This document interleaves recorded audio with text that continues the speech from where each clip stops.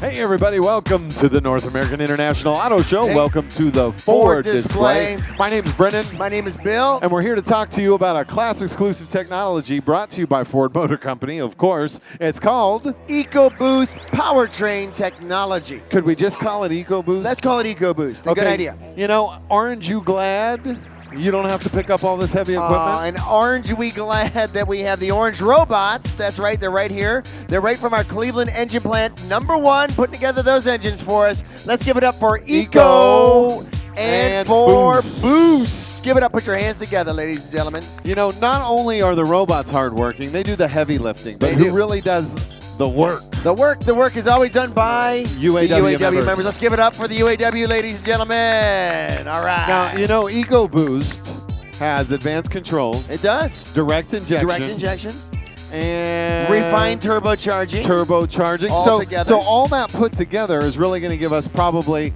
Let me guess. You're gonna think about it now. Move your head. Maybe the robots It's going will to give help us out. 20% more power. That's right, at least.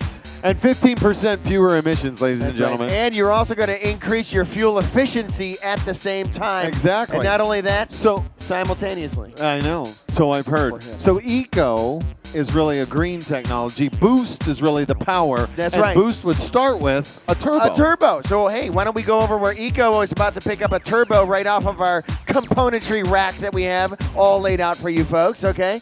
And, oh, there it goes right now. Let's take a look at this little turbo that you see for the 21st century, brought to you by your Ford engineers.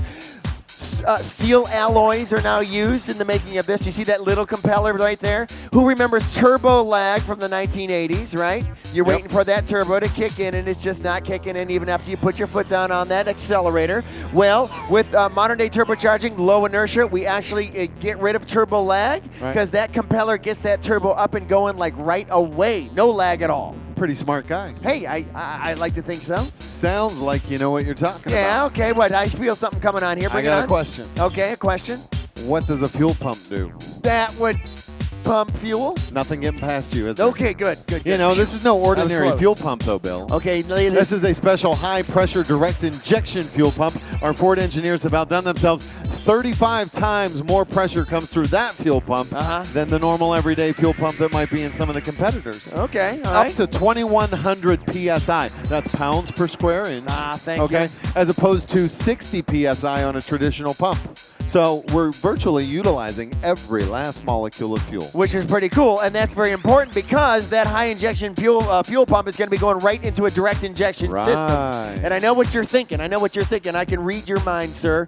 You're saying this has got to be a diesel engine. Is that what you're thinking? It's not a diesel engine at all. No, it's not. We're using regular 87 octane in this system. That's the beauty of the system, is that we're using the regular stuff that you pump every single day. That direct injection right there can handle the kind of pressure coming from the fuel pump, and it takes the fuel molecule, basically atomizes it, right? It's going to just fine vaporize it right there, so as the air comes in, bam, you're going to get the kind of power that you want in the combustion chamber. Kind of like Emerald. That's kind of like Emerald. That's right, you're cooking. Cooking with gas. Cooking with gas. Yes, my friend. It works. You're so smart. You know, but when that bam goes, yeah, right. It drives home a fist right through there, right? That was Joe Lewis drove home a fist. Oh, okay. No, it drives home a piston. A piston. There you go. It's not a normal piston. Okay, show us it's the a piston, special, Nico. lightweight, very strong, hyper-eutectic aluminum alloy piston. Say that 3 times fast, Bill. Hyper-detectic. Exactly. Take a look at the top end right there. There's a little indention, a concave area, if you will. It has a nice thumbprint or fingerprint inside to actually hold the fuel as it's exploding, driving the piston. Since it's lightweight, lots of revolution, lots of heat. Yeah. But we cool it down by a nice light cooled oil spray from underneath. Yeah, well, that's a pretty good idea. As a matter of fact, I could use a little light, cool, misty oil spray myself right now. There you go. Now, he's talking about fuel delivery to the system in EcoBoost. However, this is where air is going to come in, right through this all-aluminum intake manifold right here.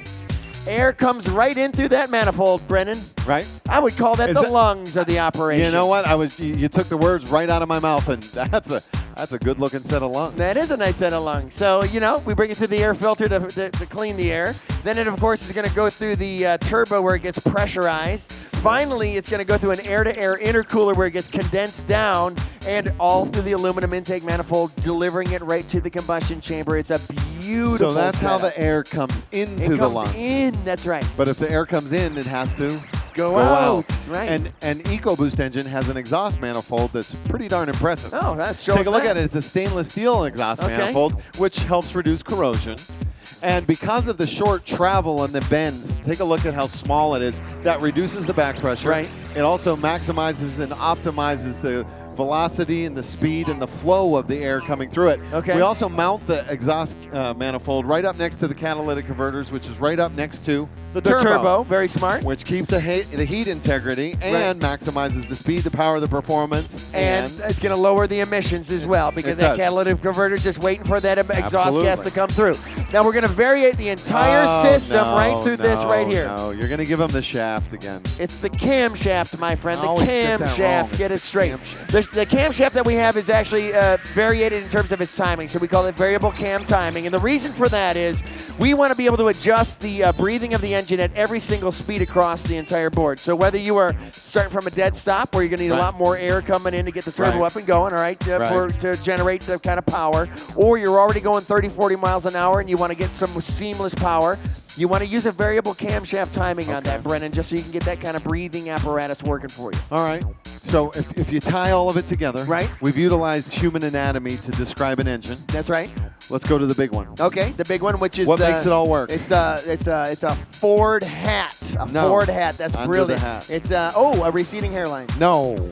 What is that? It's a brain. A brain. Oh, if you only had a brain. If I only had a brain. Now, you know, this brain and this technology is revolutionary engine control technology.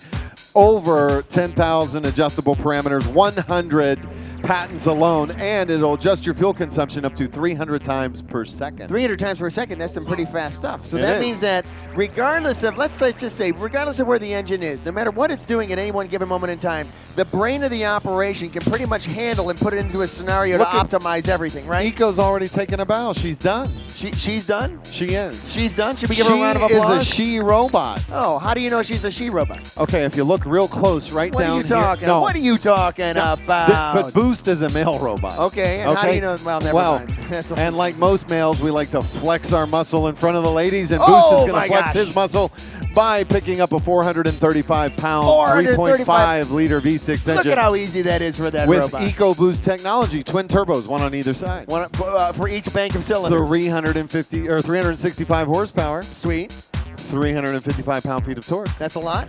And it's already in 2 of our vehicles. Yes, okay, tell them. Ford, it's in the Flex and the Taurus Show, the SHO, super high output. Okay, right. And the Lincoln MKS and Lincoln MKT. Sweet. 50 pounds lighter. Right. Better fuel economy. Right. Out of a V6 engine. All of that in that little V6 engine. EcoBoost. So you're getting the kind of torque at like 1,500 RPMs, if I'm not mistaken. 350 foot-pounds of torque at 1,500 RPMs. All the way across. Competitive V8s don't even match that. Nope. They take longer to get there. And then we keep it up at 1,500 RPMs all the way to 5,200 RPMs. Torque curve maximized all the way across the board. Bill, is that a select shift 6-speed transmission? That's some good eyes you got there. That is the 6-speed transmission that is essentially matched up with the EcoBoost technology right over here, folks. Now, select shift is paddle shift. It's manually changing the gears, even though you have an automatic. We are robust. It's a robust components. We've actually taken the top gears, especially for low-end drive, and given them a large size so they can pretty much handle the torque coming out of here. And the beauty of this smaller transmission is that it gives you seamless transitions, even when you're in that manual mode. So we do something called match rev shifting. Nice. So as you're coming from fourth into third or third into fourth, we're actually going to match the torque with the rev so that you have a seamless transition of power. That's pretty cool. That's the beauty of the system, So we have a 6-speed transmission that's really going to be utilized in almost every vehicle. 98% of our vehicles are going to have 6-speed transmission. We have a 3.5-liter that puts out the power of a V8. We also have 2 dual overhead cam inline 4s that put out the power of a V6. That's sweet. This one right here is the 2-liter dual overhead cam inline 4 that will be found in the Focus when it is redesigned and comes out later next year. Right. And it has 155 horsepower, 146 pound-feet of torque without EcoBoost. Okay, direct injected, I understand. It is direct injected, and if you add EcoBoost, yeah, ready? I'm ready. It's over 200 horsepower. Over 200? Over 200. How much over? Well into 200 horsepower. And you're not going to tell us? I'm a marketing whiz. I'm going to hold back. We're holding up.